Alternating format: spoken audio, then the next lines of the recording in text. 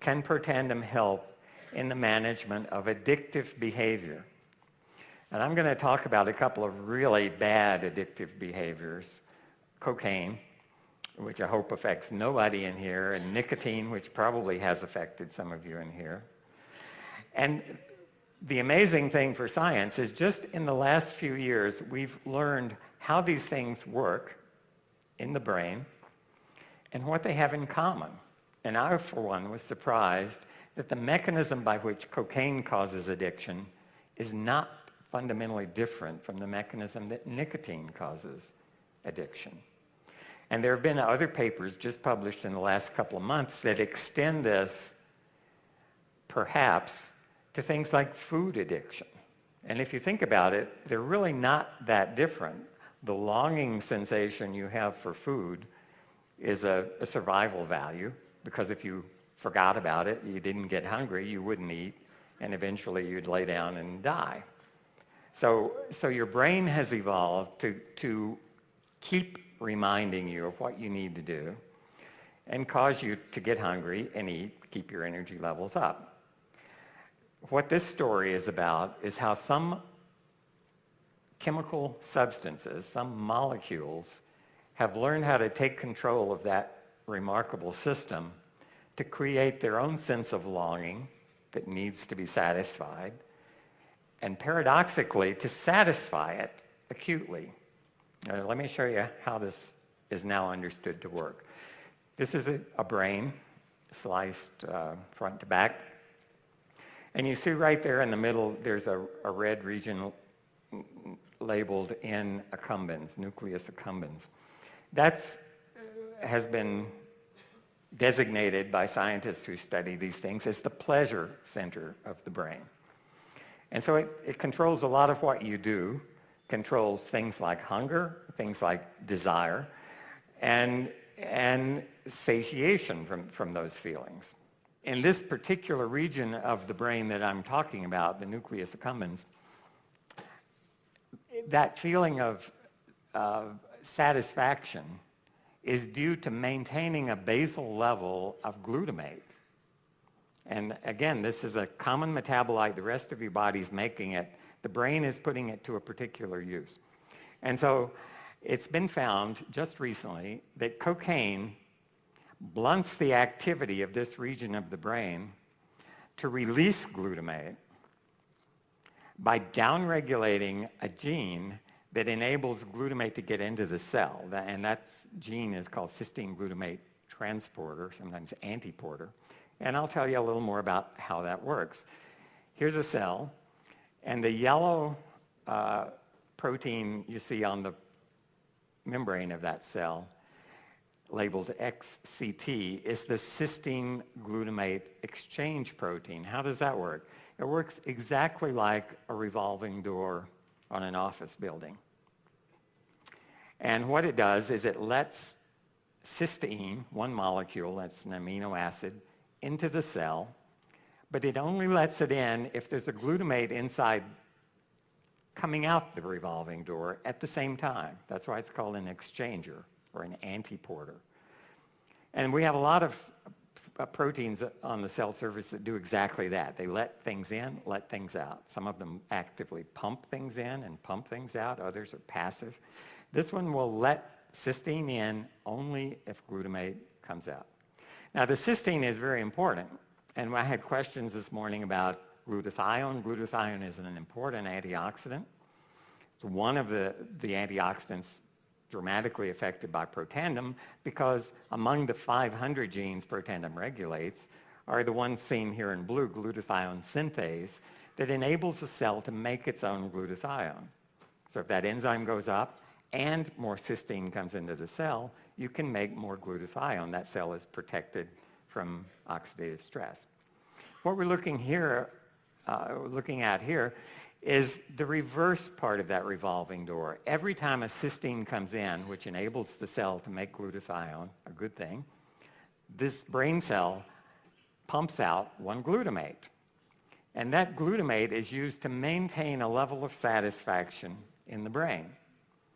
What we found by reading the literature was that cocaine blocks that revolving door.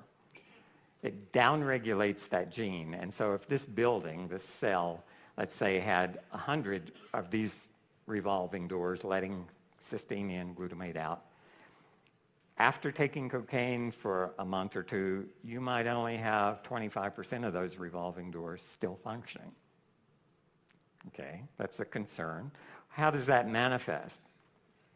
And before we go there, let me say that the surprising part, nicotine, exactly the same thing. Nicotine affects the number of revolving doors the same way.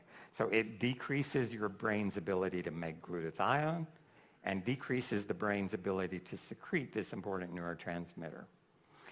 So chronically, either nicotine or cocaine, now I'm talking about nicotine because that's what's been published in more detail now, drops the basal level, the baseline level of glutamate, and what that does is it creates a sense of longing. So you see on the left side, normally you have a fairly high glutamate level, and on the right side, that's a situation that's neither longing nor satisfaction. It's just kind of a normal place to be. And if you take hits of nicotine to this region of the brain, and that's shown at the bottom, along the bottom of this axis, and you get repeated exposure to nicotine or cocaine, what happens is the glutamate level starts to drop. This is the baseline level. And that creates a sense of longing, a hunger for something. You need something. And here's the diabolical part. That's, let's say if we look daily or weekly after you start, say, smoking cigarettes, this would happen chronically over that week's time period. If you look at what happens in the short term, the red line shows you that the same exposure to nicotine or cocaine has a short burst of actually releasing glutamate. Okay, so it's doing two things. Chronically starving those cells for glutamate, creating a longing, and acutely, meaning in the case of nicotine, maybe for only 15 minutes, causing those neurotransmitters to be released at the neuron junctions by a different mechanism than the one I just described. So it's affecting glutamate two different ways. It's blocking it in the basal level, and it's stimulating it for a short time. And you can see how diabolical that turns out to be, because taking repeated hits of these substances creates a desire, and the same substance temporarily relieves that desire. So as you move down this curve week after week, your longing increases and you're dependent upon that spike to bring you back up to a level of satisfaction. And what you see here is, about 10 lines down is this cysteine glutamate transporter. It's one of the genes most affected by Protandim. And here we see that this, I think, is in brain cells. We've done it in vascular cells as well at 2 different concentrations of Protandim each. And that 6.49 is at a high concentration of Protandim. And what that means is it increased the number of those turnstile proteins 6.5-fold, 649% more in the presence of Protandim.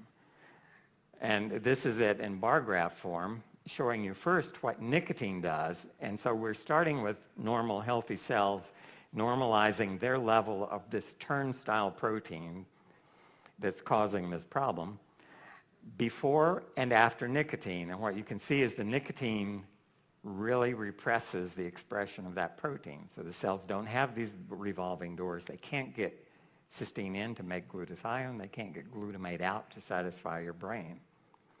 What does Protandim do to the same protein? It upregulates it. In this case, at a low dose of Protandim in endothelial cells, vascular cells, 250% in the other direction. And so the question raised by all of this is, can Protandim help break addictive behavior? And elevating GSH has been shown, on the one hand, to be efficacious in humans trying to break addictive behavior by increasing, or by methods that cause increased glutathione in this region of the brain. And they can break behavior to both cocaine and nicotine. We know that Protandim elevates GSH levels, and it's in part by increasing that turnstile protein.